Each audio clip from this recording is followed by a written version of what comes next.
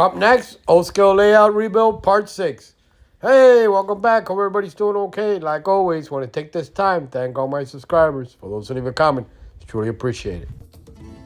Well, I'm going to show you here what I did with the bridge, how I put this 40 inch rail. I just cut the connectors off the end and I left it so it'll just butt up to the other permanent rail, and then I built this little ledge where I could put the connectors for the power that's going over the bridge.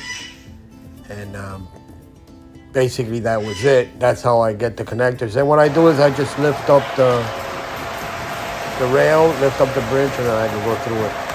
Here's a little test run of 360 degrees of all three lines running, with my subway set on the top, the outer rail with Burlington engine, and then the inner rail with the 080 FEC. Just testing it out.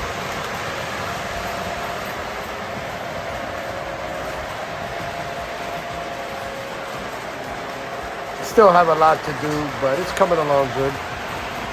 Here's this little bridge for the vehicles to go over.